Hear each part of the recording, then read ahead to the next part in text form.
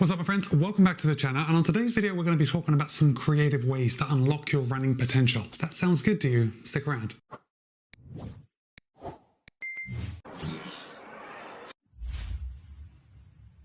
Alright, I'm glad to see you back. So this video came courtesy of an article I found in Canadian Running Magazine. Now that article is titled 5 Creative Ways to Unlock Your Running Potential, and I'm really going to be just giving you the cliff notes, but of course I will place a link to that article in the show notes in case you want to check out the whole thing for yourself. Now this article actually took these creative ways to increase our running potential from a new podcast, Farewell, and that podcast is by Brad Stolberg and Steve Magnus. So those guys know what they're talking about. But these methods just aren't from them. These creative ways to reach our running potential are actually brought to you by 3 amazing athletes. Courtney Dauwalter, who of course needs no introduction. She's the absolute goat of mountain ultra running. Ironman champ Chelsea Sodaro, and Canadian Olympic decathlon champ Damian Warner. So I guess the idea behind these things are to really make you the best runner that you can be, which I suppose that's what we're all after. And if you're not after being the best runner you can be, you might be after just ways to get better. Maybe not the best, but better. And I think that's an okay goal. So the first creative way to unlock your running potential, this one's brought to you by Courtney, is to embrace curiosity over fear. So let's just take an extreme example. Let's take the extreme example of you are not really a runner. You don't run. Maybe you look at a 5K and you think, oh, it's such a long way.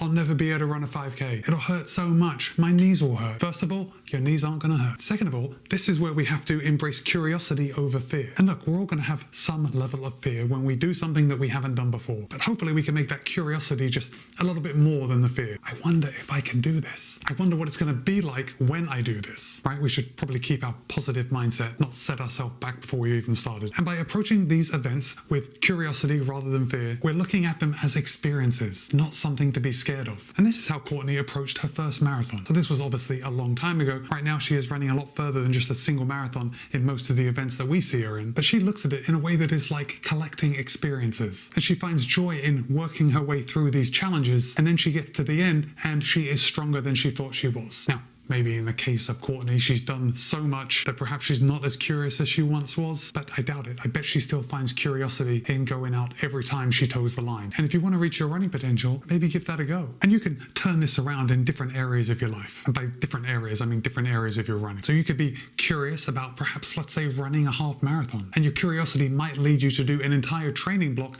in order to run the best you can, right? If you want to go out and run a PB, you know it's probably going to hurt, but that curiosity of wondering if you can push yourself just that little bit more to reach your goal, that's what I want you to grab onto and use that to actually reach your potential. Okay, the next creative tip to unlock your running potential is brought to you by Chelsea Sodaro. And her tip is to use the power of yes. And I think this is a really positive one because, not to overuse the word positive now that I've already said it, but it keeps things positive. If you've ever been in a race and, things maybe haven't been going as well as ideal, maybe your heart rate is getting jacked, maybe your legs are aching, maybe it's raining, maybe it's really cold or really hot. By not focusing on that and focusing on yes, as in, yes, I can do this, you are going to be much more successful. And the article goes on to say that saying yes is about just accepting difficulties, right? And that's ultimately what we're doing every time we are running a race. And for a lot of us, especially me, maybe going out really early in the morning because that's the only time that we can get our runs in. It's difficult, but we have to say yes. We're accepting those difficulties because of the benefits we're hoping to see from doing it. So next time you're in a difficult part of your race or run or really anything, just say yes, yes, yes.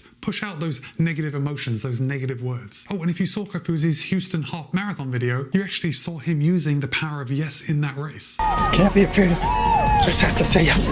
Say yes. Don't be afraid.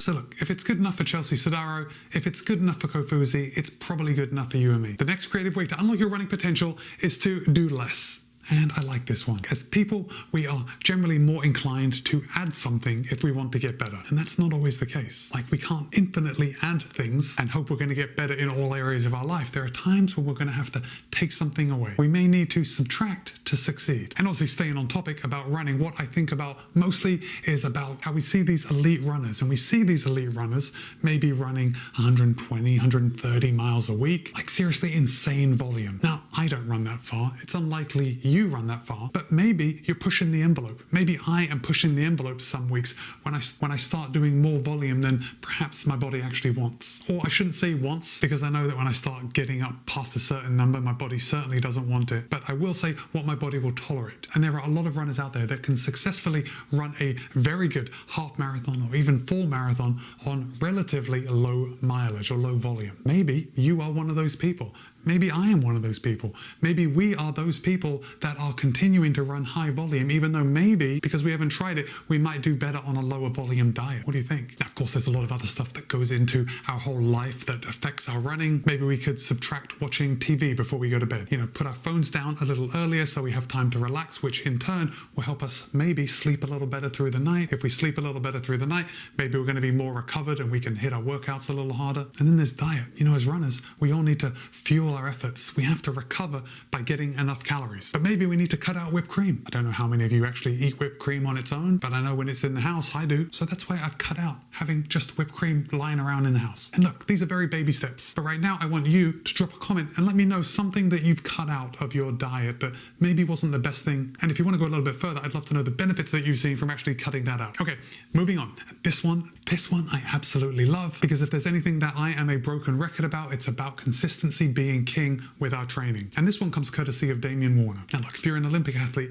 you know a little thing about consistency, you know how much value it holds. But this tip to reach your running potential is to realize that consistency is better than perfect practice. So what that means is, let's say you're going out for a workout and you have in your mind like specific splits that you want to hit. Well, what happens when you don't hit those splits? Are you going to feel down? Are you going to beat up yourself? Are you going to throw out the rest of your run? Are you going to throw the baby out with the bathwater? No, you have to trust in the process. You trust in the process and you know that every day you have been going out and you have been doing something in order to get better. Just because you didn't hit those splits, these splits that maybe you think you should have hit, it doesn't matter. We have to look big picture. And your consistency day in and day out at trying to get better at the thing that you want to do, running, that is the main thing that is going to make you better in the long run. That's what's going to make you reach your running potential, not any individual workout. Everyday dedication that builds excellence. It's not the individual epic workouts that we think we should be hitting. I love that one. I think that one is something that a lot of runners, once they've been running for a little while, they can really see the value in that, or at least they can identify with it. And I also think that if you're a new runner,